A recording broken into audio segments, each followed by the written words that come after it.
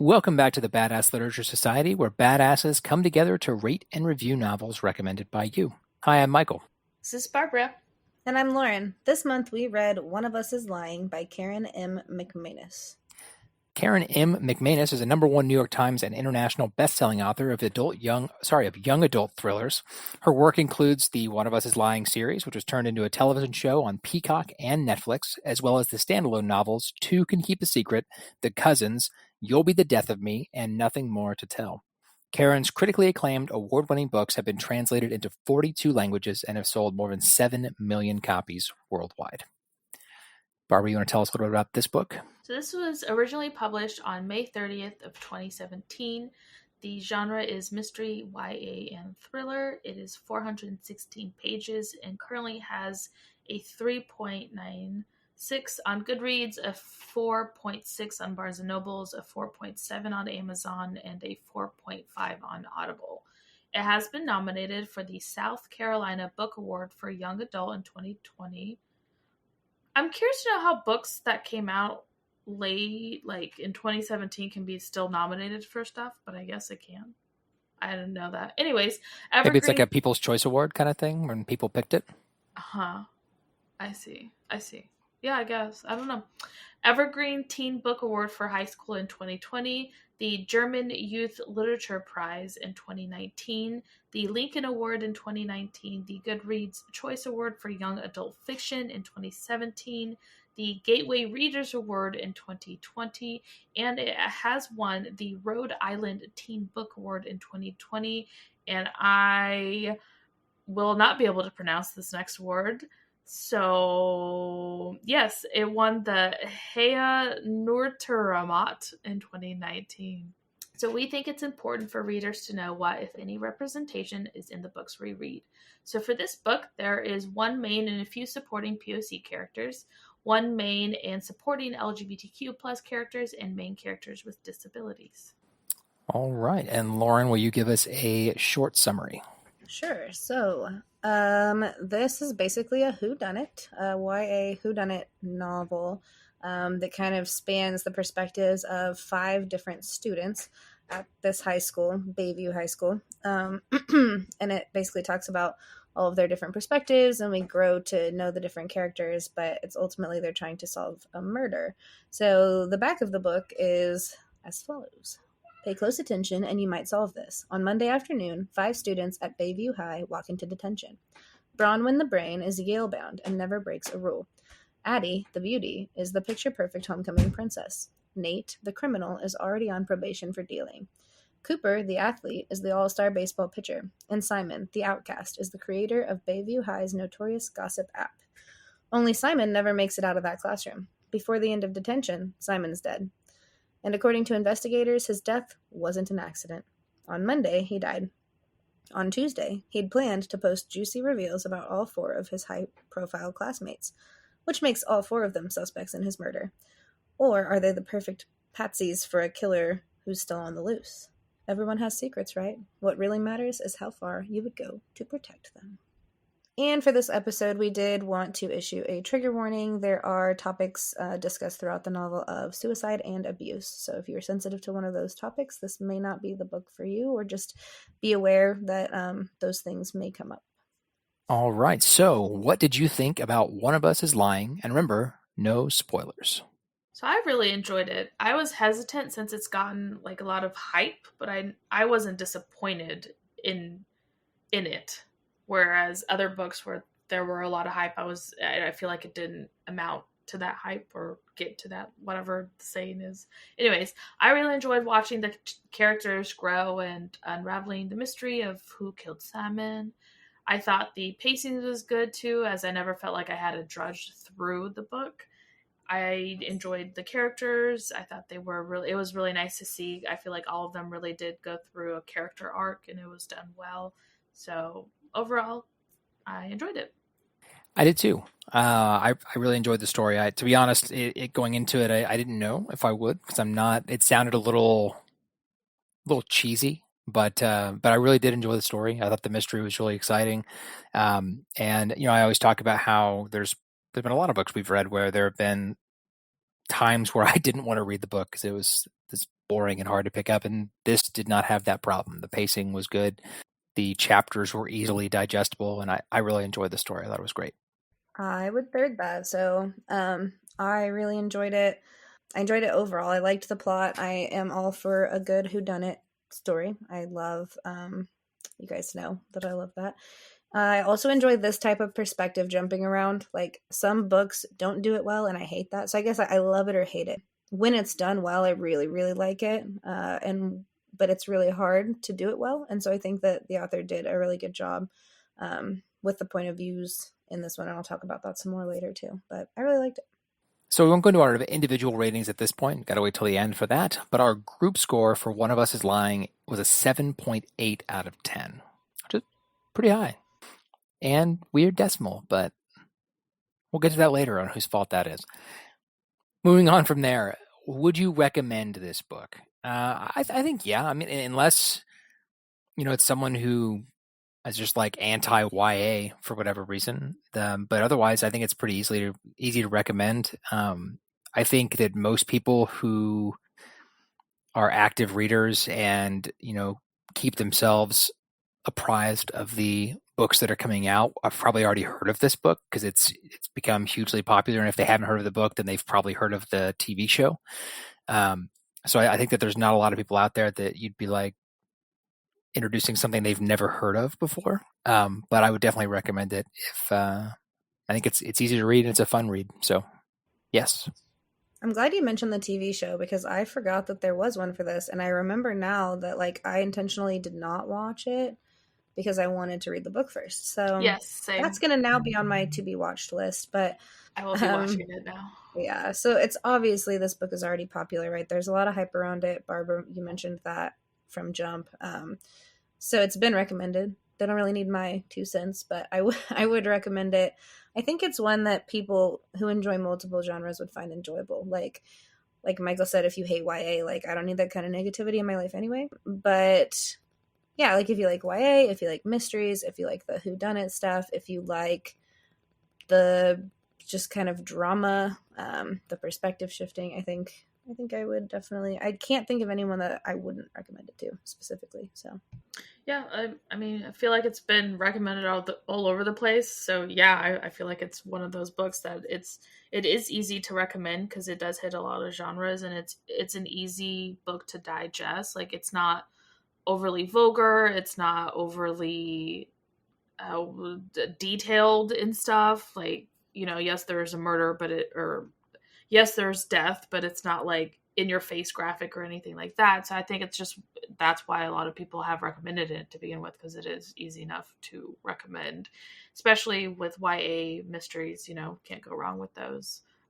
And it's definitely better than some other YA mysteries I've read too. So just to throw that out there at the end. For those of you leaving us at this point, though, don't forget to give us a rating if you like us and follow us on Facebook and Instagram. Our handle in both places is @BadassLitPod. We'd love to hear from you. If you've got a book you want us to read, let us know. And now Lauren's going to read a short preview of our next episode. Next month, we are reading The Three-Body Problem by Cixin Liu. And if you've listened to our previous episodes, you know how excited Michael is for this one. Okay.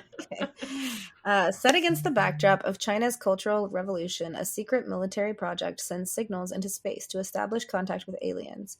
An alien civilization on the brink of destruction captures the signal and plans to invade Earth. Meanwhile, on Earth, different camps start forming, planning to either welcome the superior beings and help them take over the world seen as corrupt, or to fight against the invasion. And yes, I am really excited for this one. Remember, the second part of this episode is an in-depth look at One of Us is Lying, so if you do want to read it, stop listening right now and come back when you're done. My bulky blender was such a pain to use, I ended up hardly ever using it at all. But the BlendJet 2 portable blender makes blending so easy and convenient, I use it just about every day. BlendJet 2 is portable, so you can blend up a smoothie at work, a protein shake at the gym, or even a margarita at the beach. It's small enough to fit in a cup holder, but powerful enough to blast through tough ingredients like ice and frozen fruit with ease. BlendJet 2 is whisper quiet, so you can make your morning smoothie without waking up the whole house. It lasts for 15 plus blends and recharges quickly via USB-C. Best of all, BlendJet 2 cleans itself. Just blend water with a drop of soap and you're good to go. With over 30 plus colors and patterns to choose from, there's a BlendJet 2 to complement just about any style. I rock the ruby metallic print myself because I'm clearly a certified badass. What are you waiting for? Go to blendjet.com and grab yours today, and be sure to use the promo code BADALitPod12. That's BADALitPod12 to get 12% off your order and free 2-day shipping. No other portable blender on the market comes close to the quality, power, and innovation of the BlendJet 2. They guarantee you'll love it or your money back. Blend anytime, anywhere with the BlendJet 2 portable blender. Go to blendjet.com and use the code BADALitPod12 to get 12% off your order and free 2-day shipping. Shop today and get the best deal ever. Hello, everybody. I'm Megan. And I'm Samantha. With Literary Lushes. And we want to tell you about our podcast. Join us every other week as we dive into a sci-fi or fantasy novel where we also drink cocktails inspired by the novel. We post YouTube videos of us making the cocktails. And a lot of the times we even have the authors on, including Dennis E. Taylor, Marissa Myers, and even Angela Roque. So join us because you don't want to miss the podcast that's been described as not taking ourselves too seriously. And with that, we say, stay lively with your libations. Now, for those of you sticking around for the spoilers, here we go. Like always, we're going to start with the Badass Character Award. Barbara, who did you nominate for the award for this book? Yeah, so I nominated Addy. I think she really grew into herself from someone who never had a say in anything and just pretty much let her boyfriend walk all over her to someone who risked her life to save a friend. I really just enjoyed watching her self-growth, and I feel like she had the biggest character arc in all of the book. So I just think that she deserves that, especially at the end where she risked her well-being and ended up in the hospital because of it. Plus, like, you know, cutting your hair off for a statement, like, that doesn't get more badass than that. So before I say mine, I do want to preface with, I think that you could probably make a case for all of the main characters, or at least the prospective characters, to get this award. But I picked Bronwyn. Bronwyn, if you remember from Lauren's summaries, is the brain. She's the smart one. I picked her because I think that, for a couple of reasons. One, that, she, wasn't all about herself in this. She vehemently, like when Nate is eventually accused of what happened, she fights tooth and nail to make sure that that's not the case, when, the book hints that other people might just go like, oh, whew, thank God, it was not me. Somebody else is getting blamed for this. I can move on with my life. And she doesn't settle for that and gets a high brow. That's not right. She gets a really well-known attorney to help and take on his case and get some assistance, which is cool. And she also helps rally together the rest of them, which I think is an awesome thing to do.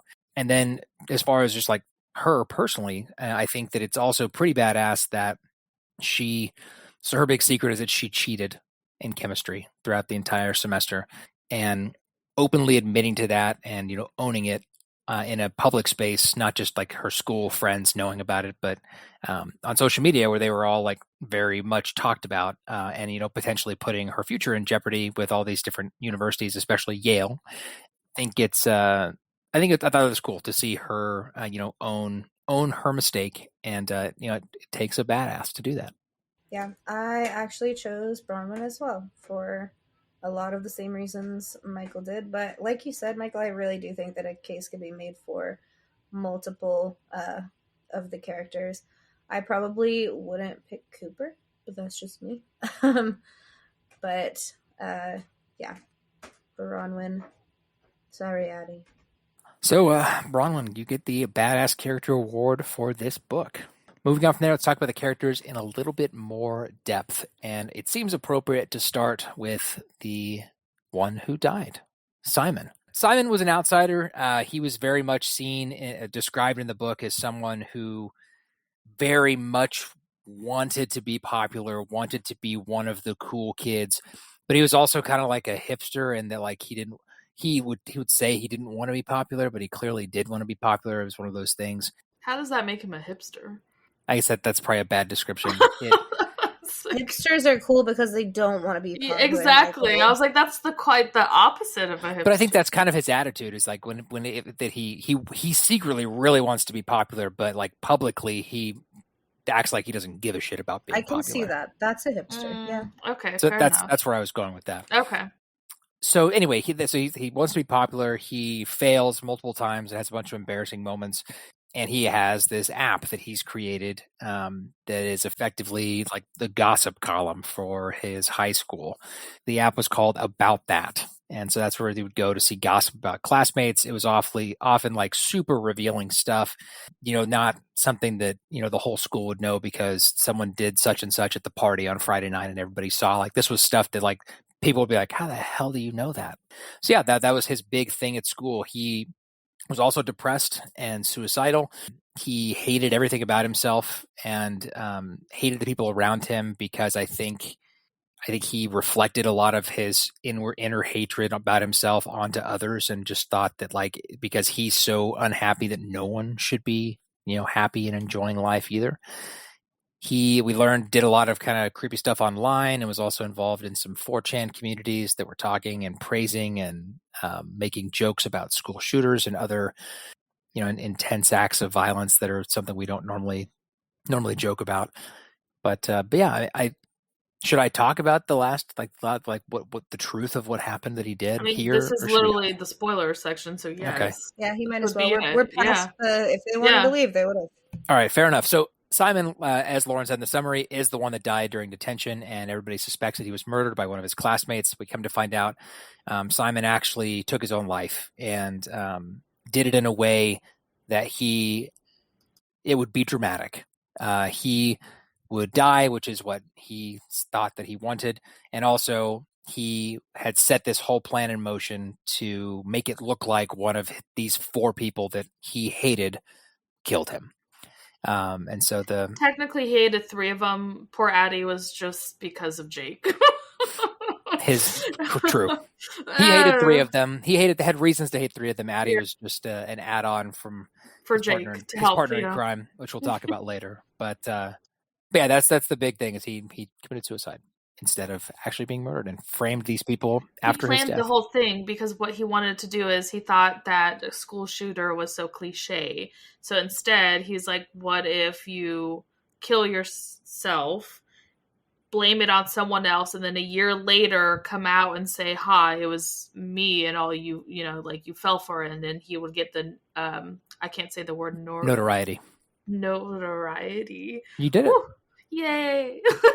But he would get that, and that's like, because some people say that that's what they want when they do this kind of stuff. And so he was like, that's so cliche, I got a better way of doing it. And he planned this whole thing out with Jake, with the goal of ruining these people's lives in a way that was and then longer lasting. Putting someone in jail for a crime they didn't commit and then coming out later to be like, ha, psych.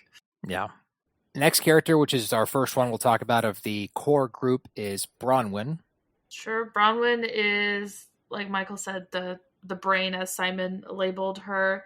She's got a younger sister who had leukemia, and so she always felt like she kind of, or feels like in the very beginning of the book, that she has to kind of be the overachiever to make sure the plans of her family, like her dad is an immigrant and he strived to be here and all this stuff. So she feels like she can't let them down with all this stuff. So that's her. She is the one who also wants to go to Yale. Is it because her parents went to Yale? I wasn't quite sure why she wanted to go to Yale. Yeah, her parents went to Yale. Because I think that's where they met, right? So her parents, that's right. It's something like that. But like she wants to go to Yale because it's, her parents went to Yale, blah, blah, blah. And it was kind of set up as it was like the expectation is that she would follow in their footsteps and do that. Yeah. Right. And so she, can't figure out chemistry. Girl, I feel ya. And so she cheats and technically steals the answers and stuff like that from her teacher's desktop because he left it open, and she took it and aced the chemistry after that. And that's her big secret. She has always had a crush on Nate, and so they kind of start a relationship throughout the book. She is, like Michael said, a very fiercely loyal character to her friends and her family, especially to her little sister. I really enjoyed her relationship with her little sister. I thought that was really nice. You don't always feel like get a really good relationship with sisters. And this book actually had 2 of them. I really enjoyed reading those. as someone who also has a sister. Since we talked about him, let's go ahead and talk about Nate. So Nate was labeled as the criminal by Simon. He is a drug dealer, a known drug dealer, I guess. Sells weed, got him on probation, although he has a lot more to him than that at home. His mother abandoned him. His father's an alcoholic. He ended up selling drugs basically just to make quick money. Bronwyn then helps him kind of become the best version of himself. He is then later arrested for Simon's murder, and then he was kind of beat up by the criminal justice system. He ultimately gets out because the truth comes out or whatever, and realizes that he is worthy of Bronwyn's love. I will point out, like Lauren said, he needed quick money. He needed the money to pay for the bills at his house, and, like, that's the mortgage and stuff. Right, because his dad was a didn't drunk. work. Right. No, his dad was unemployed from what is it called? The benefits. He was on unemployment or disability. He was on disabilities, but the check obviously doesn't so cover. You get like a little bit, but he needed money to. But he didn't work. He didn't do anything, so it pretty much left up to Nate to take care of himself and like the house, and then he didn't. Like, he also didn't want to be removed because, situation's probably even worse. It was this whole thing. So, like, he didn't do, well, I think he actually he did do drugs, but he didn't do drugs type thing. But he sold it to take care of himself, essentially. Yeah. I mean, I would say he was a recreational drug user. I don't think he had a problem or anything with anything. No, which unfortunately, that is sometimes how people get stuck in that lifestyle. Is it starts out of like, quote, necessity, end quote, and then kind of spirals from there. His mom is bipolar and leaves him and then comes back later on, and he pretty much lied and said that his mom had died because that was easier to explain than what actually happened. Which, I mean, makes sense. Like, people are going to question, like, she left and did what? Whereas if she's dead, then it's just like, oh, I'm so sorry, and that's right. it. That's it. Yeah, I understood that.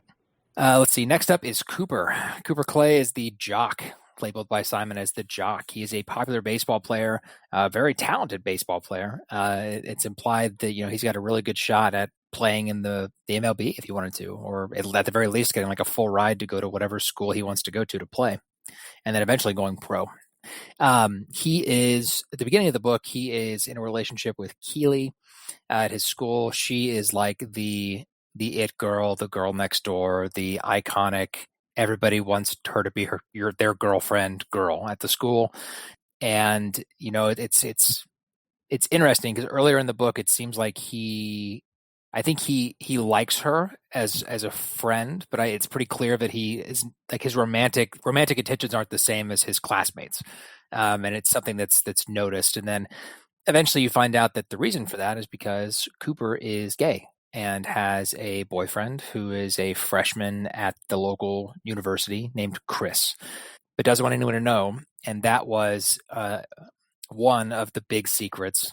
I guess actually, technically, it was the big secret that Simon had. We'll get into the reason I said that later, but that was the big secret that Simon was going to release. Obviously, eventually, he does dump Keely and comes in his own kind of in a forced way because the police find out about what's going on. The police outed him, essentially. And the police effectively outed him. And it ends up eventually being a good thing because it's kind of the push that Cooper needs to talk to his family. I wouldn't say it's a good thing. It's not a good thing how it happened. I think the outcome of it ended up being a good thing. Well, sure, but I feel like nobody has the right to take that away from somebody. I agree. I totally agree. I don't think it's a good thing that it happened. Mm-hmm. I think that you're right, that everyone should have the ability to tell their own story and come out in the way that they want to. And that was taken from him by the police and the rumor mill. But he does talk to his family about it, and that's a kind of an emotional roller coaster of him. His dad being because he's a good Southern boy, so he's got the little Southern accent, and it's his dad is not accepting of that. His dad makes jokes about it, and then he said that the MLB doesn't accept gay players. Whenever this book was written, there was only one. Right, and they treated them badly, or I don't know, something like that. So that's why he was very hesitant to come out, because of the homophobia that he knew existed. No. This is probably a really unpopular opinion. I like Cooper as a character. and I like his character arc.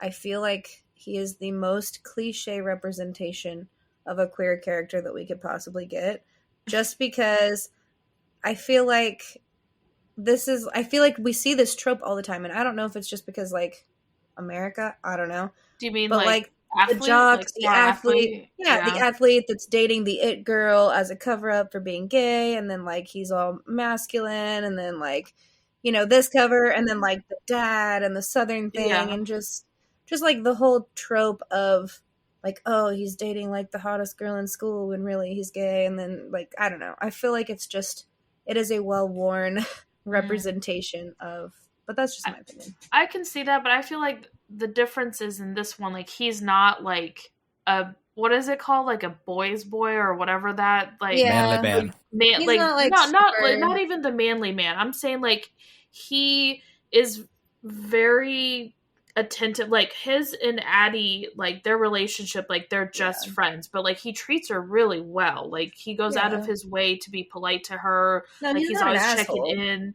right? But like that's what I'm saying. Like he's not the stereotypical jock asshole like Jake is. Yeah.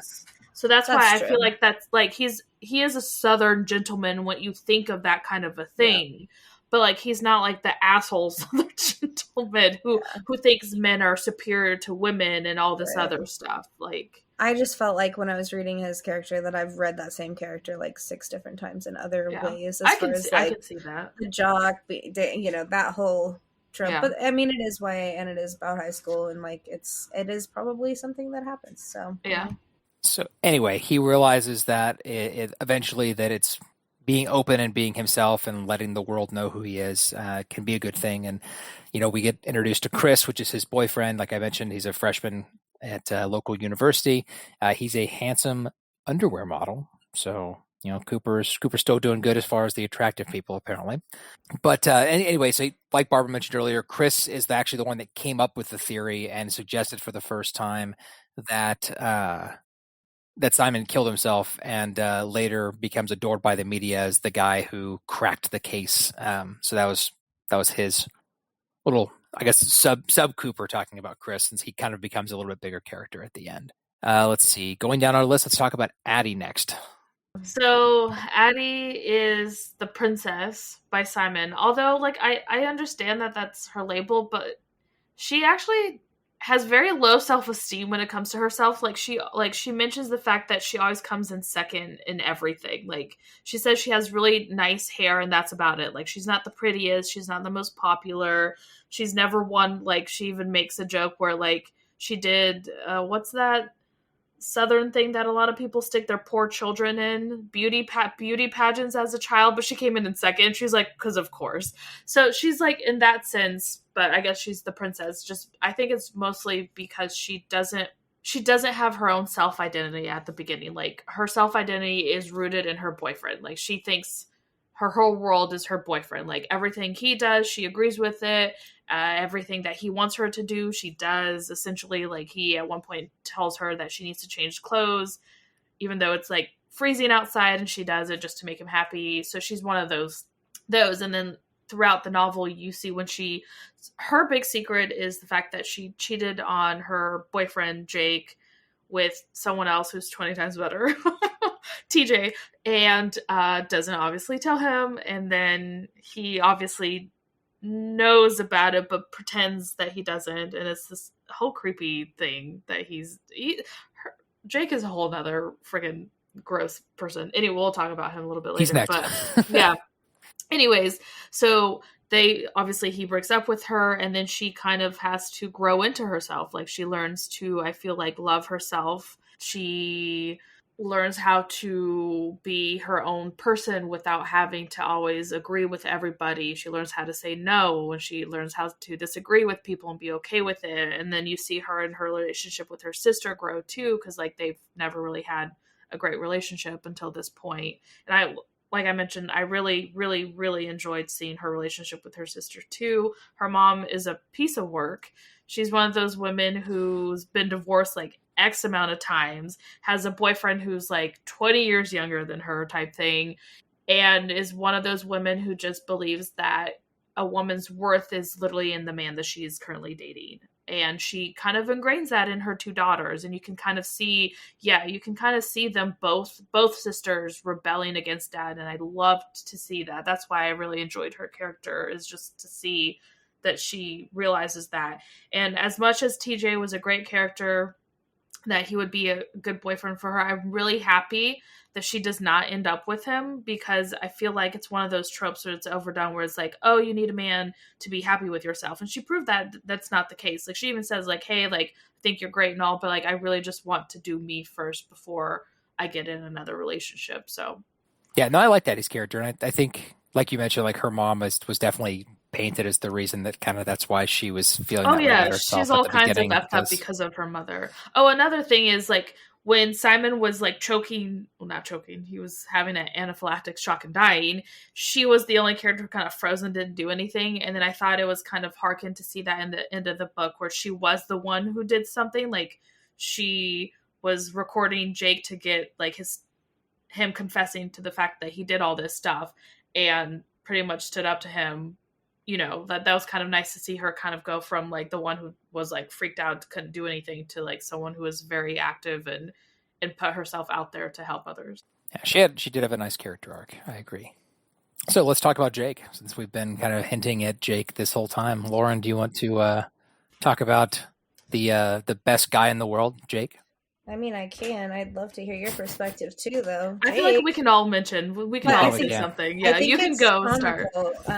So, like, Nate was in our notes a handsome drug dealer, and and who else? Cooper was handsome too, or no, maybe not Cooper. Yeah, Cooper. Yeah, Cooper, handsome. Well, and his boyfriend Chris was a handsome German well. Colin, and Jake is not handsome. He's not. He doesn't have. Although Addy says that he's good looking, he would be in the tiers of handsomeness. It's Cooper, yes. Nate technically, because he's like, you know, the bad boy image, and then there's Jake. I know. I think it's funny though that he's not described as handsome here, because guess what? Your insides are more important than your outsides. He is an asshole. So he's an athlete, popular. Cooper considers him his best friend, which was one of the things that really made me mad too. Just like as a side note, that like how he treated him. How he got. I mean, just shitty. But high school, man, high school. He's also, like we just talked about, Addy's boyfriend. Very controlling of her just in general, which is well written in the sense that like that happens a lot more than people think. And in like the high school, like people don't think that really starts happening that young, and it does. And for everyone out to see, like, he looks like the best boyfriend in the world and super caring and all this stuff, but like secretly he's not. Because I was thinking, like, you know, in my job I work with kids a lot and like teenagers, and like this shit starts early. It's kind of disturbing. But anyway, when he finds out that she cheated on him, he then like conspires with Simon to get revenge. And then when Addy finds out, he physically attacks her. So like chases her into the woods, right? Oh, he was going to murder her. He was literally 100%. Yeah. 100%. He was going to murder her. Like, there was no doubt in my mind that if I thought she was going to die. I thought it was going to happen. Yeah. I thought we were going to then be solving 2 murders, quite honestly.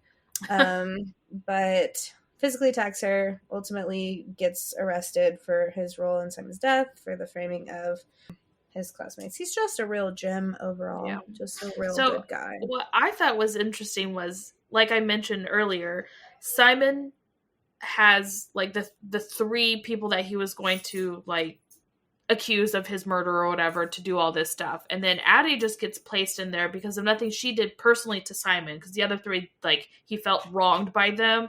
Addy's the only one that he didn't, because he needed someone to help him. He originally wanted to ask his best friend Janae, but she said no, like, I don't want to do this, like, I don't want you to kill yourself. Like, they were best friends, so she's like, no, I'm not going to do this, I'm not going to help you. So then he needed somebody else. And technically Jake had some information about him. And so then he's like, okay, well, fine. If you have information on me, I've got information on you. Pretty much blackmailed Jake into helping him. But then Jake was all for it because he found out the information that Simon knew was the fact that Addy had cheated on him. And instead of being like the normal person who's like, okay, I'm just going to break up with you, he played along with the fact of being her boyfriend and being super nice and all this other stuff. And then started inviting like TJ out and like torturing her essentially. and played along with this. Like, that's so psycho. Very manipulative. Very manipulative. Very, very, stuff to do.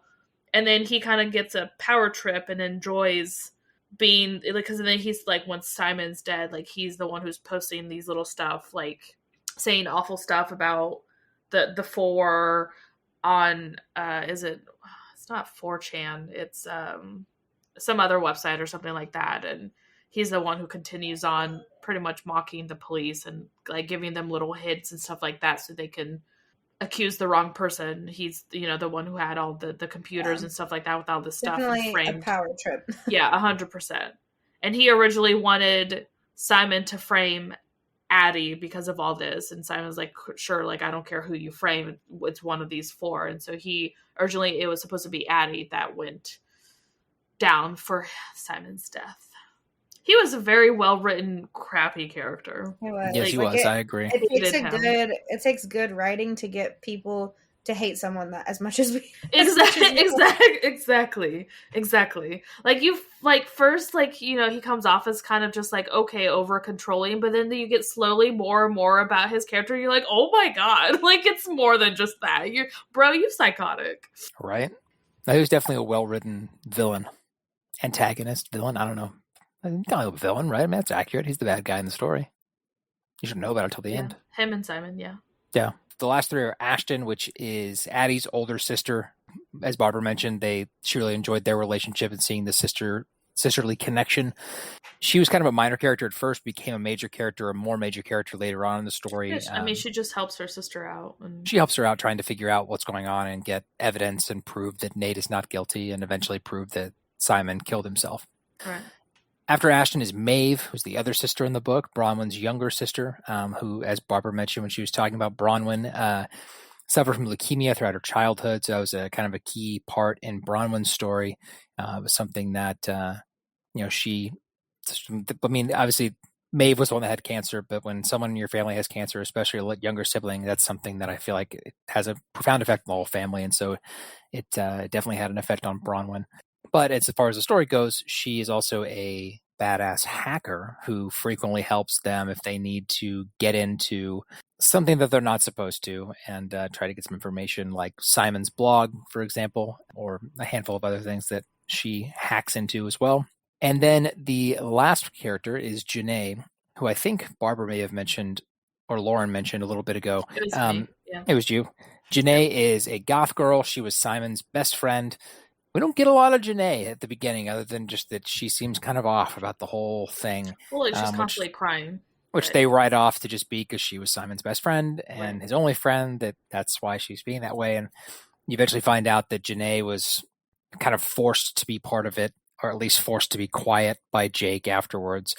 Was not really on board with the entire thing. In fact, was trying to convince Simon, like right up until it happened, to not go through with it because she obviously didn't want to lose her best friend.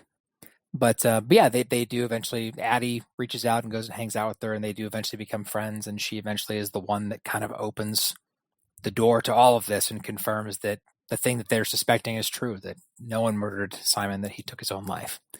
So she plays a more instrumental role in the final act of the book for sure. Okay, so moving into our questions. What did you think of the writing style and content structure of the book? So I was a little iffy since it is first-person point of view, and we all know how I feel about those. But this one, I think, was done really well. Each character has such a distinct voice to them that it was really easy to tell, like, who was narrating.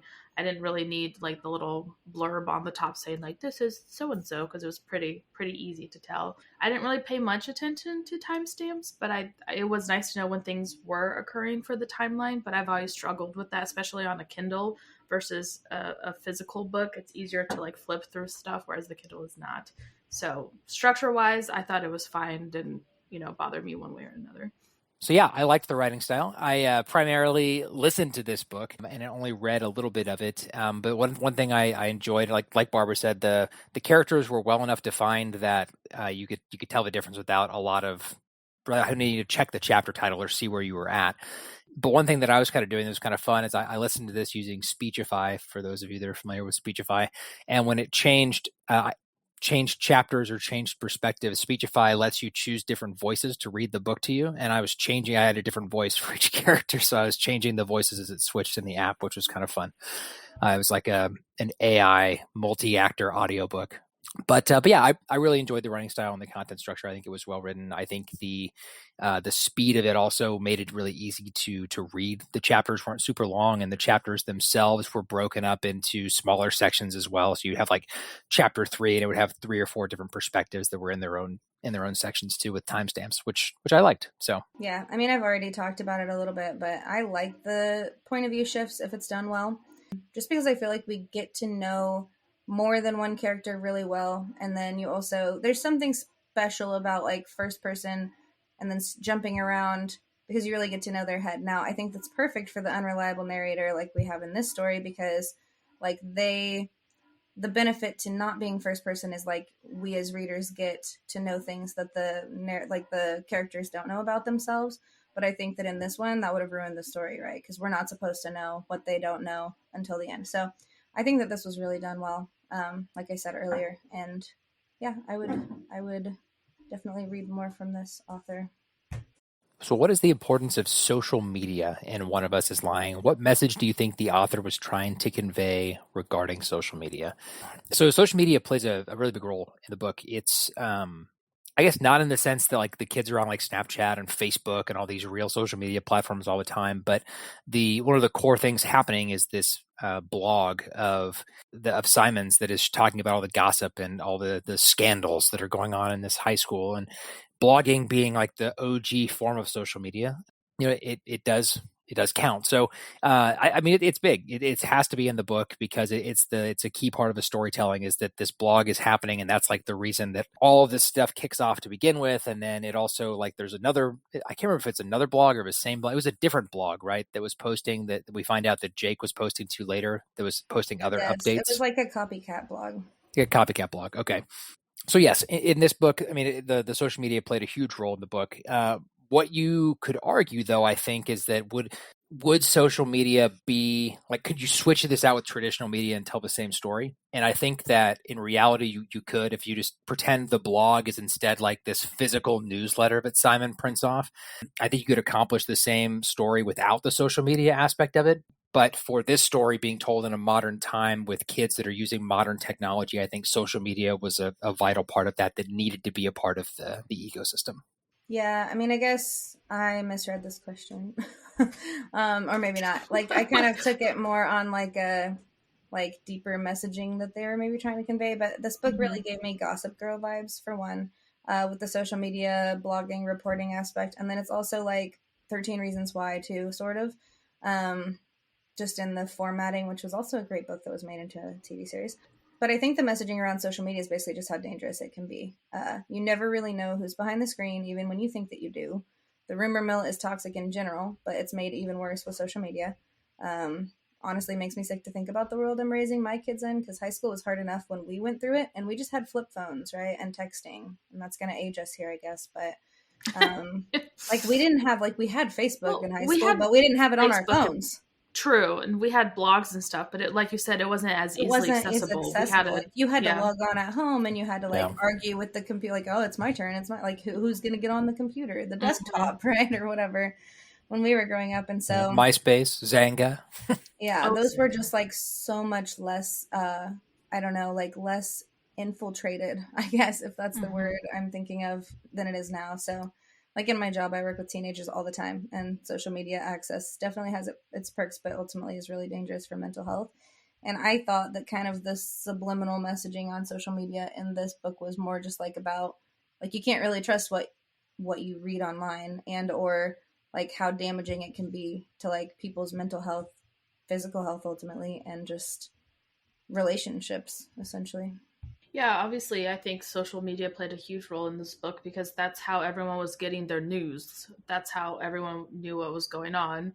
That's also how the police were getting their information, because I think without this, the police wouldn't because that blog post came out and they're like, oh, well, we have to investigate this for further of what's going on. And as is tradition in all of these books, the cops were less than useful in their jobs. Obviously, this also, social media had a play in how it turned into a feeding frenzy for the rest of the nation following the story, because that's how the news outlets picked up on it, was because it was getting all this attention online first. That's also, I think, that how Jake got, his clout and power hungry, posting as Simon and stuff like that. That also had a role in it, I think. Without social media, I don't think he would have been so power hungry and enjoying the fame that he was getting behind the scene. So overall, I think the author, like Lauren mentioned, was just cautioning people on what they read on the internet and all that jazz of like, yes, social media can be a good thing, but it can also be very detrimental, like Lauren mentioned. The old tale as old as time issue with social media. And like Barbara was talking about, just everybody remember, law enforcement and the intelligence agencies love social media. Just think about that whenever you're posting whatever you're posting next. There's a reason they love it so much. Moving on to the next question. Was it important that this story be told with high school students? In other words, could the author have told the same story or conveyed the same messages with characters who are older or younger than the main characters of One of Us is Lying? I feel like it could have been told maybe from like a college campus perspective, but I do think it needed to be in like the school setting, because obviously like many of the main plot points were directly related to school culture. And also, I think that the audience that it's intended for, not that like everybody can't read it, but if it's YA, right, like trying to be relatable to readers. I think if you went much younger, it wouldn't have, like, the themes in this are too mature for like an elementary setting. That'd be creepy AF. And then I think it would have been, I think you could write a whole different novel if this was like a workplace type thing, right? You could probably take a spin and make it like an adult thing, but I think that just the plots that they decided on and things, I think it fit well for the high school setting. Now I really want to read an elementary school One of Us is Lying.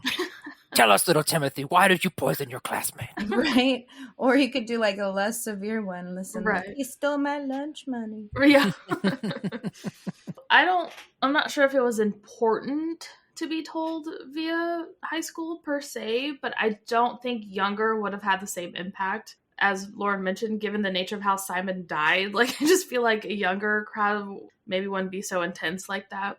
As far as older, it could have worked, but I don't think it would have worked as well, just because normally when you get into college, you don't really care so much what people think about you. That's kind of where you go and explore. You have a bigger group of friends. You don't like, it's such a bigger population, outside of like high school where it's a smaller environment. So you care more about what's going on in other people's lives, where in college, like, you don't give an F if students C cheated on their boyfriend with someone else. Like, that's just not that big of a deal, really. Even in social settings like that, it's not that big of a deal. I just feel like in high school that seems to be all inclusive, and like that's what you really care about. But once you get to college, it's just like, you don't care so much about your social scene or how you're perceived by others, because it's such a different environment. So I think for this particular book, it worked better in high school, but like Lauren mentioned, maybe a little bit different, it could have worked differently. So I'm pretty much going to say the same thing that the two of you said. I think that it's an interesting thing to think about, and I think that for all the reasons you listed, it can't be told at college level or above, because this story, because of the nature of it, it has to be told during like the most drama-filled times of our lives. And I think that the spectrum for that you could extend, let's just say you want to try to extend it outside of high school. I think you can't go up, because like Barbara said, in college, it's going to be a different story, because it's a wider group. And exactly like she said, like, you don't know every single person that goes to your campus, so it's not going to be the same.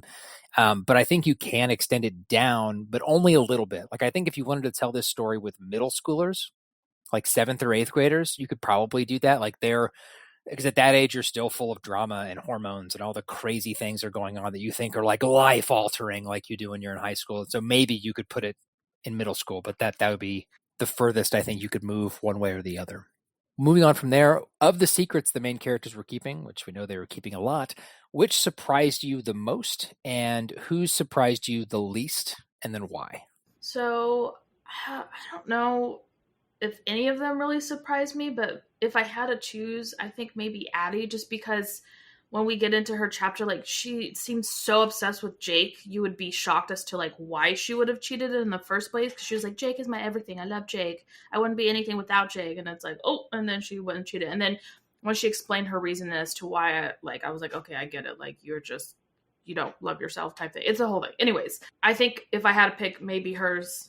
As far as, like, who surprised me the least, probably Nate's, just because you open up and he's already been in trouble for selling drugs, so it's not a surprise that he was continuing to do it, especially that we learned the reason why he was selling drugs in the first place is so he could literally survive at this point. So it's not like he was doing it just for, like, shits and giggles. Like, he literally had to do that for self, what is the word we're looking for? Anyways, preservation. Yes, preservation. Like, he had to keep doing it. So even if he did get in trouble, he was still selling drugs on probation because he kind of had to for a living. So I think the one that surprised me the most was probably, I think it was probably Jake, actually, to be honest. Like, Jake's character, yeah, he was kind of a scumbag and he was not a great person. Jake isn't a main character, sweetie. Why are you talking about him? I think Jake is a main enough character. It says, of the secrets the main characters were keeping, the core four is how I read that. Okay.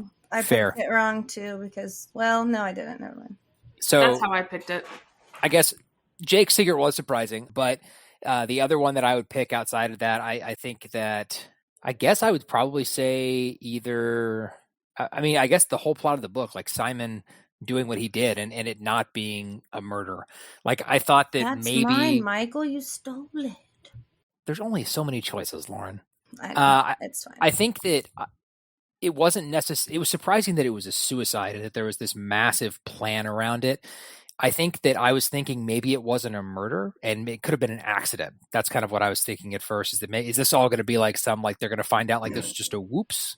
Peanut oil does not accidentally make its way to a water bottle. Well, I think if I remember right, the teacher was a science teacher, right? And it wasn't a water bottle. It was a cup at the back of the room. I thought it was a water bottle. No, he always drank water out of a water bottle, but he didn't have his water bottle that day, so he had to use the cup in the classroom. But that's what I'm saying. How does that an accident? People don't just be putting peanut oil. It's a specific type of peanut oil. You can't just sprinkle peanut oil in the air and be like, oh. My point of saying this is that in the spectrum of me trying to figure out what happened, I did not think that it was going to be that he killed himself. At least not until much later in the book did I start having that thought. Yeah. So that was a pretty big surprise as well. As far as the least, Nate's was obviously, like Barbara said, not super surprising. That's probably the easiest choice of the core to not be surprised by. I guess the other one would be Bronwyn's, her secret of like cheating on the test. Like, that's I get that for her character, it's huge for her, right? Because she's the goody two shoes, she's the brain, she's never done anything like this. But in the grand scheme of things, like, that's such a minor thing. That's really not a minor thing. She could she cheated. We're talking to get about into murder, Yale. though. Well, I'm talking about murder and cheating on a test.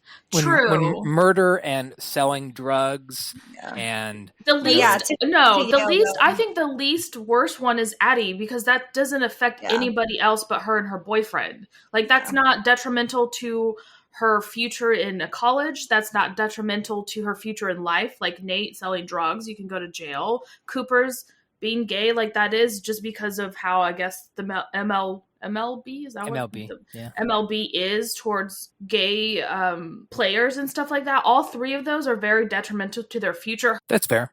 But anyway, those are my answers for that. Lauren, what did you have? Like I said, you kind of stole that one from my answer, but there's only so many to choose from. The least for mine, like, the least surprising was actually Cooper, but just because, like, I don't know, I just kind of thought that was maybe his thing. Like, I just kind of predicted that somehow. The most was the whole Simon reveal, just him setting up his own, like, murder suicide, essentially. I didn't see that coming.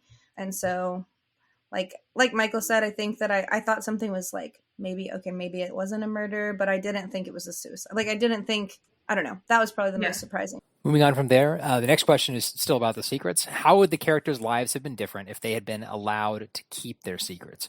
Would things have been better or worse for them? I think that all of their lives actually would have been worse if these secrets that they had were kept. And I think that's kind of the message, in a big message anyway in the story, is that once a secret is out and it's no longer a secret, then there's a weight that's lifted off of your shoulders because you're not like there's not the weight of this thing that you're trying to keep secret and keep it from anybody knowing, and you can just be your true self. If none of this happened, then Cooper would still be in the closet, and while the whole process of him getting outed is not an exciting experience, and that's not the way that should have gone, he does seem happier for it at the end when he gets to be with Chris and he gets to be more his true self. And yes, there may be some negative side effects in the future to some of how that went, like Barbara mentioned with baseball, but I still think that's a net positive. Addy would still be with Jake, the control freak. She wouldn't have, been able to kind of come into her true self as well in her own way. She really finds herself after they break up. Nate wouldn't have been able to rekindle his feelings with Bronwyn, and also through this whole process learned to value himself and actually see value in himself. It's a kind of a theme for the entire book that Nate, not only is he like this drug dealer and he doesn't have the best family life and all this stuff, but he looks at himself and you can tell he doesn't like himself. He hates himself almost, like he doesn't think he's worthy of anything. And so he finds some self-worth throughout this process in the book. And then Bronwyn also learned an important lesson about truth, and that sometimes the truth can set you free. Like her big secret, like I mentioned before, was cheating on this exam. And instead of, obviously the school found out about it because of the blog and all that, but she blasted it out to the world on Twitter at the end. She posted somewhere that she, like, coming clean that she did cheat on this exam and admitted that that's not a fake thing, that actually happened. And, her big deal is that the truth is out, but she may have ruined her future. She doesn't get to do these things she wanted to do. And Yale responds and says, like, we're looking forward to, receiving your application for admission. And, it's letting her know that there's more value to a person's character than their actions. And I think that that's what that message is really saying, is that Yale recognized, that it takes a strong person with a lot of character to admit that they made a mistake and come forward with that instead of try to hide it. And in this case, that's more important. Yeah, I feel like everyone has secrets to an extent, big and small, or big or small, I guess. But typically for the general population, when secrets come to light or when truths are told, there's a weight lifted for the individual, regardless of how large the secret is. And so in this case, Addy would have potentially stayed in a super toxic relationship. Cooper may have taken years longer to accept his own truth and be able to live authentic life sooner, which caveat is not that it's ever okay to out someone before they're ready. But I do know that it takes some people into like adulthood before they're able to kind of accept that or feel comfortable coming out to their family. And then they've, had years that they not lost, but that they were struggling or suffering or not being authentic to themselves. So I feel like the fact that his secret came out sooner, even though it wasn't how he wanted it to, actually did benefit him in the long run, because he got more years of authentic living and just et cetera, et cetera. Like, I feel like all of them, like, it's never great to have your secrets come out, but I feel like it's always a relief, if that makes sense. Like, even if you're like, no, I wanted to keep that with me to my grave, like, you generally feel better when things come to light. Yeah, ironically, I do think their lives would have been worse had they kept these secrets. Like everyone mentioned, Cooper was able to accept himself and be his true self while openly dating Chris. Addy would have been with crappy, controlling Jake and would have never grown into herself and known what she was capable of outside of being in a relationship. Nate learned to let others in, accept love, and be loved. And then Bronwyn learned that she didn't have to always be so perfect, and that was okay to make mistakes. And obviously they all grew as characters. And like everyone mentioned, yes, it kind of sucked how that kind of came about and having to own up and confess to their secrets. But at the end of the day, like, clearly it worked out for them, as one does in books, because that's how books work. And clearly in real life, that's not exactly how it always works. But, we're talking about books only. So that we are. Moving on from there, what did you think of Bronwyn and Nate's romance in the novel? So I liked it. I think it was well written. It wasn't too over the top. I liked to kind of see the interactions and the growth that happened. Yeah, I enjoyed it. But I like a good romance. I do too. I enjoy it when it's not the whole center theme of the book. I like it when it's sprinkled in there. But I enjoyed it overall. I liked that it wasn't in your face romance, and I liked the progression of it and how we saw how they interacted with one each other. And it wasn't just like insta love. Like, clearly they liked each other when they were kids but never acted upon it, and it was kind of cute to see them like, oh, hey, by the way, Oeo's had a little crush on you. Let's see if this actually worked. So I enjoyed it. I didn't think it removed anything or was detriment to the story. And overall, the story was trying to tell. I think it was a cute little icing on top.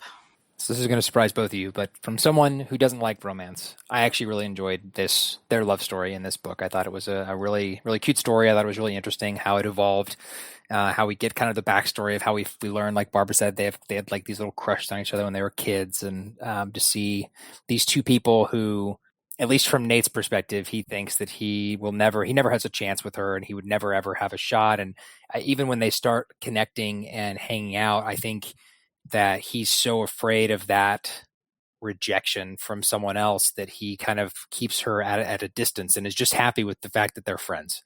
And then obviously it evolves from there. But I really enjoyed their story, actually. That is shocking. I liked it. Shooketh.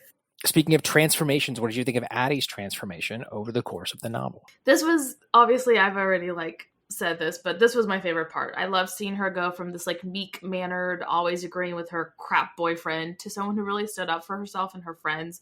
I loved the progression that she went through. I think that's really important for people to see that you're not other people, that you are an individual, and you don't have to feel like your personality has to always go with everyone else's. It's okay to be yourself, and people, real friends, your true friends, are going to like you for that. And obviously you don't want to be friends with people who don't. But yeah, I really enjoyed seeing that.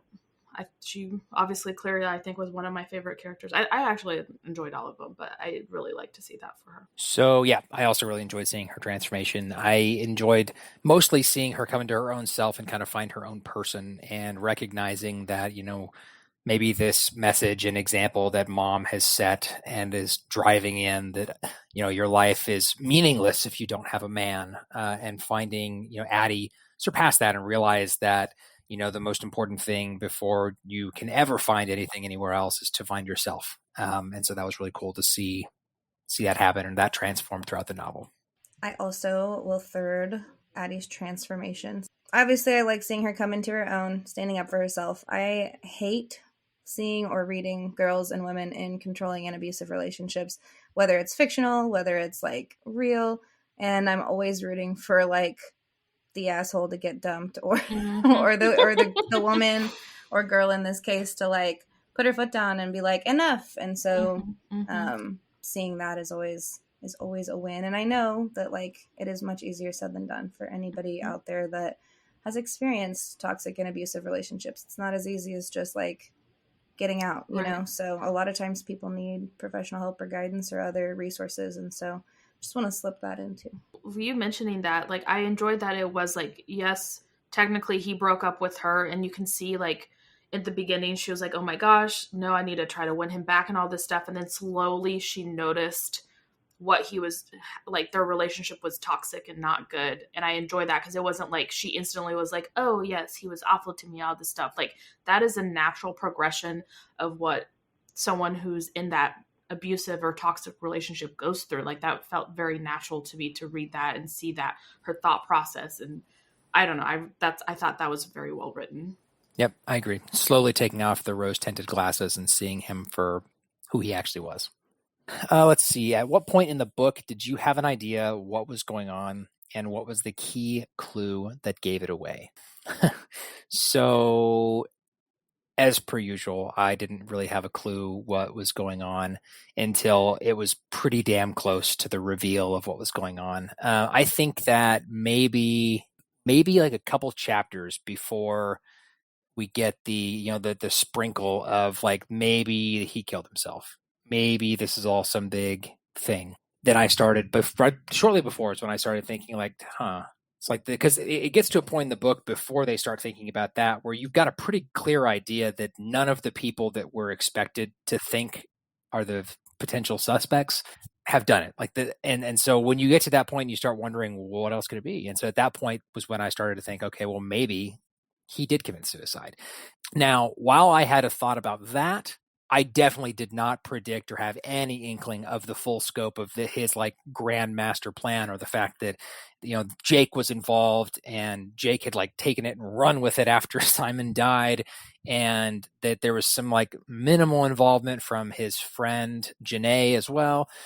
That whole plot was beyond prediction for me. But I did have an inkling before it was revealed that I think that he might have committed suicide. It might not have been a murder. Yeah, I'm sure this is going to shock everyone. I did not see much of it coming. I also was not actively trying to solve anything. Sometimes I do. Like, sometimes I read a book and I like really have time to like sit down and like pause and rewind or reread and like re-listen and try to solve and predict things. And this time I was just letting it ride. I was like, I got to get this book read, listening to it in my free time. So I was not like brain wise. Like, I have very little brain width to whatever it's called, bandwidth in my brain to spare. And so I was just passively kind of listening to it and enjoying it. I did know that something was definitely fishy about Jake pretty early on. I'm like, something's going to happen with him. But I didn't know, like, I thought maybe he was going to end up being like the murderer, right? Or like he was going to end up killing Addy whenever I was like, whenever that scene happened, I was like, it's him. Like, I knew something was fishy with Jake, but I definitely did not predict the whole web of lies that unraveled. So I guess it depends on what you mean by like what was going on. Like, are we talking about Simon planning his own death, or that Jake had some part in it? Like, I don't know. I knew Jake, like everything, the whole like the whole thing. Yeah. So I knew Jake was sus when he asked to speak with Addy after they had just like broken up, and then he just asked her about the case instead and not their relationship. Like, it didn't seem like he wanted closure on their relationship. He just looked like he was fishing for information, which obviously that is what he was doing. So after that scene, and even before then, there was just something off about him. And I thought it was interesting that the author kind of sprinkled in the fact that Jake and Simon used to be friends. Like, that's kind of a weird information to throw in there because it didn't seem really central to the plot, but it is. It's kind of one of those little like, hey, by the way, they know each other. They used to be friends. There's a connection there. As far as Simon, I did start to wonder if Simon did have something to do with it himself when they mentioned that blog where he posted people shooting up the school was unoriginal and how he would have done it differently and all this other stuff. That's kind of when I started thinking like, hey, I don't think the core four did this. I think it was planned on his aspect. I just wasn't sure exactly what, because like I mentioned earlier, like that's a hell of a way to go. To plan that for yourself. Like, that's quite interesting. So yeah. So why do you think then that Jake revised Simon's blog post to disguise Cooper's sexuality? What does this say about their friendship and about the state of masculinity in general? So I don't think that he was doing that because he was looking out for Cooper, but I think he was looking out for himself, honestly. And I'm going to leave it there because Barbara says it better in what she wrote. But I think that maybe this could have been an opportunity for him to have a redeeming quality, but it wasn't. Yeah, I think he didn't want to be known as the guy who was best friends with someone who was gay. Like, that's essentially what it came down to. Like, he wasn't really, it wasn't really a friendship at all. Like, Luis and Cooper were real friends. Like, since it didn't change anything for Luis that Cooper was gay, like, that didn't alter their relationship. Whereas for Jake, he wanted to hide the fact that he was friends with someone who was gay, which is really effed up. Granted, Jake is an effed up person, so not surprising. I also think like Jake was your stereotypical walking fragile masculinity kind of a guy, that being friends with a gay guy means that people will think he's gay. And I feel like that's what he was feeling like, oh gosh, are they going to think that of me and blah, blah, blah. And it's type of guys I personally I'm not a fan of, but yeah, I think that's why he did it. Like Lawrence mentioned, he was not looking out for Cooper at all. That didn't even cross his mind. It was all about him. Yeah, I 100% agree with what Barbara said. I think that it was definitely all about Jake, and the fact that I think that because of his fragile masculinity, he was ashamed of being friends or didn't want to be seen as this guy that was friends with someone who was gay.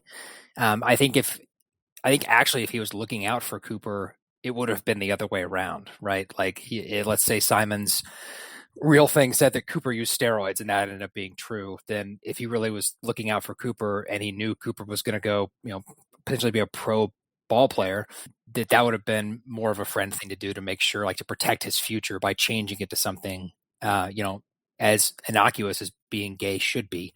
But doing this and making this change the way that he did is absolutely a representation of him and all about himself. Okay, so let's get to the ending. What are your overall thoughts on how the book ended? Did it leave you satisfied and eager to read the sequel, or were there loose ends that you wish were tied up differently? So I enjoyed the ending. I didn't think there was any room for a sequel, to be honest, though. I'm not really sure like where we can go from here. I don't know. But my book did come with like a prologue of sorts for the second book, which had it had May's point of view.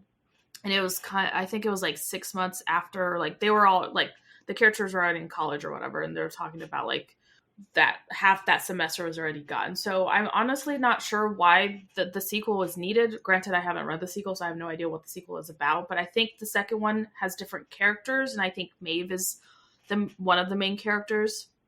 But like, how much more can this school and these kids go through? Like, I'm not really sure if the sequel is needed personally, but like I said, I haven't read it, so I can't really judge that upon. But I was happy with how this book ended. I was satisfied with it, and I don't really know what much more could be added to this without it feeling overdone. Like, certain things, I feel like you should just leave it as it is, and it's good on its own.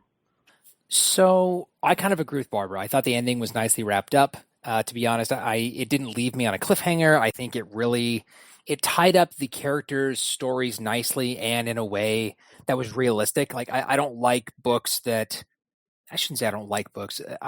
Books that are based in reality, I like when the endings are also based in reality, because when you're telling a story and it doesn't end with the person's life ending, then there isn't going to be a perfect bow tie at the end of that, right?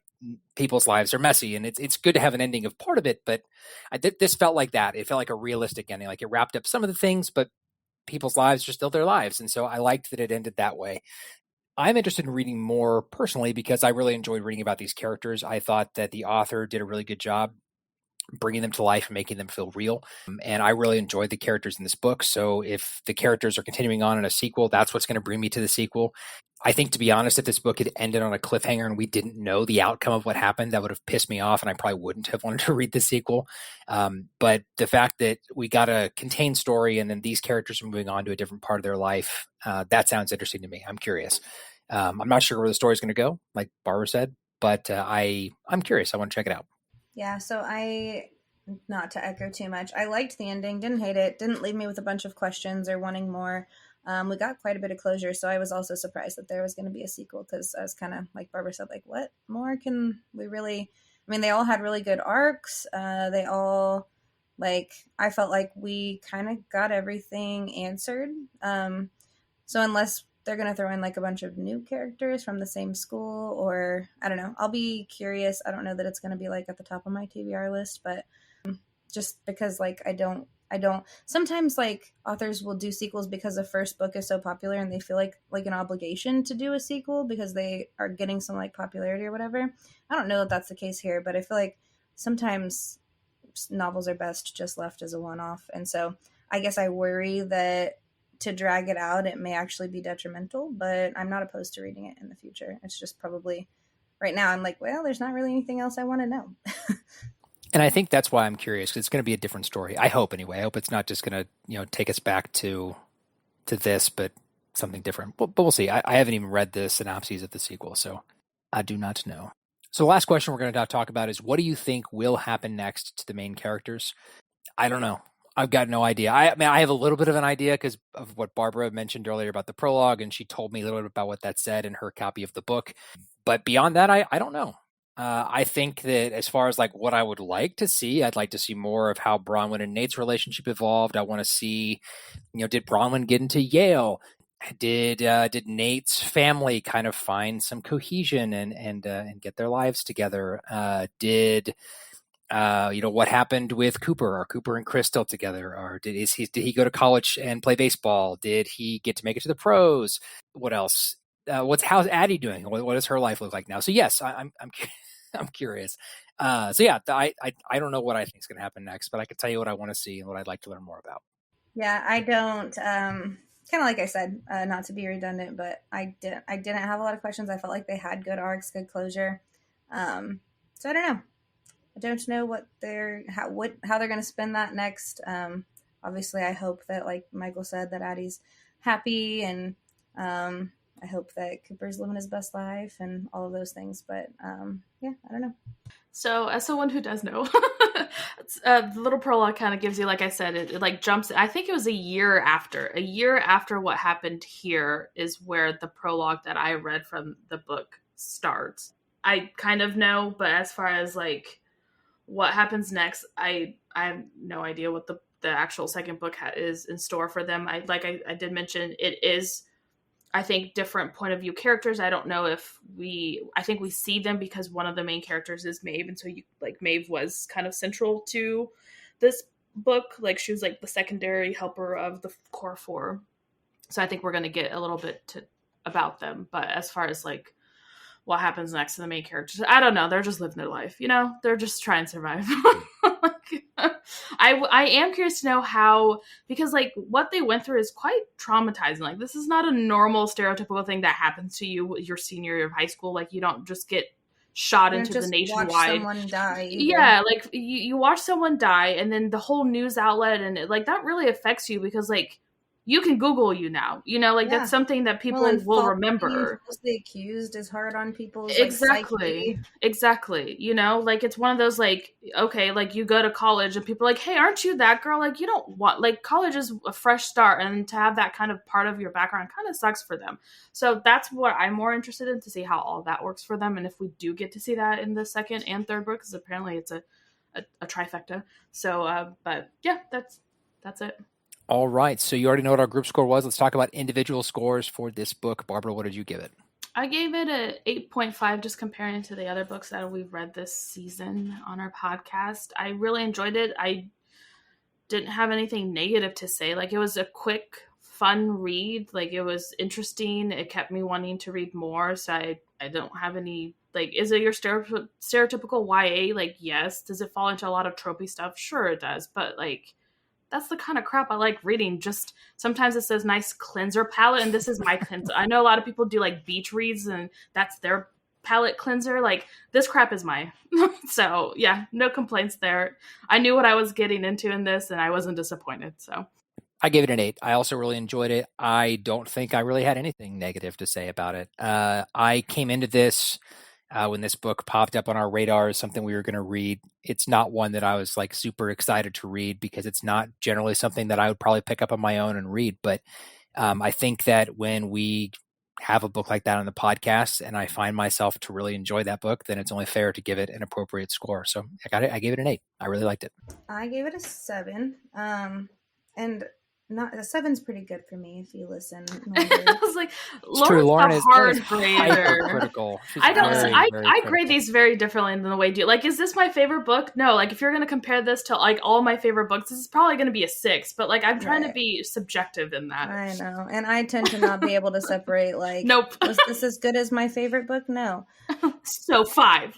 So 5. No. I gave it a 7, and mostly like it probably could have been an 8, between a 7 and an 8, but mostly just because like sometimes I find like myself really looking forward to listening, and like this one, it was more like I need to get this book done more so than I want to know what happens next. Like, did I want to know? Yes. Like, but it wasn't like super, I don't know what it was about. It could have, and the voice on the Audible like was less than desirable too.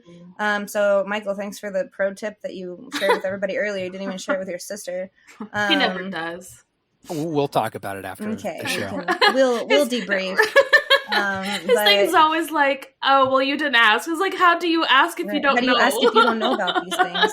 So anyway, I think that the reader or whatever it was on Audible also kind of affected my enjoyment, because I have to listen to audiobooks just because of the stage of life I'm in. And like, if I want to finish a book a month, like that's what I have to do, with 2 little toddler kids running around. So yeah. So like if the voice isn't like something that I like, it can be difficult for me to get through it. And so that probably, which isn't any fault of the book itself, did play a role in my rating. But also just, it wasn't one that I was like, man, I really want to go listen. Like, so yeah, but 7's still good for me. It's true. So our group score for this one was a 7.8 out of 10. Pretty high rating for us. We all really enjoyed the book, I think. Make sure you're following Badass Literature for free in your favorite podcast app and give us a rating if it'll let you, and leave us a review also if it'll let you.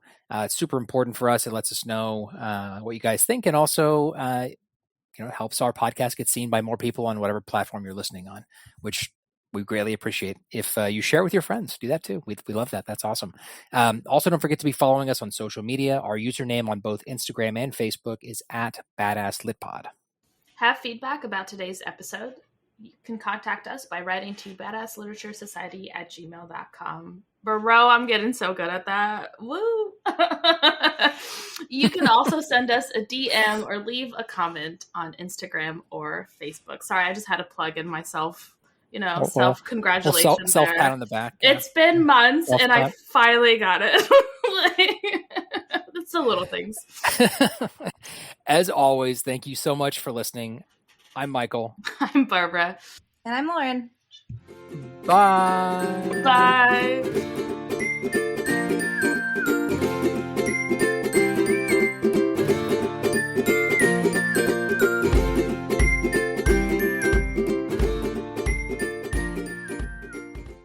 Were we speaking of transformations? I don't remember anyone mentioning We that. were. I actually just said I enjoyed the transformation of their relationship. Oh, yes. time. The So- progression of the relationship. I segued with my own word. You did it on purpose? I did. Anyways.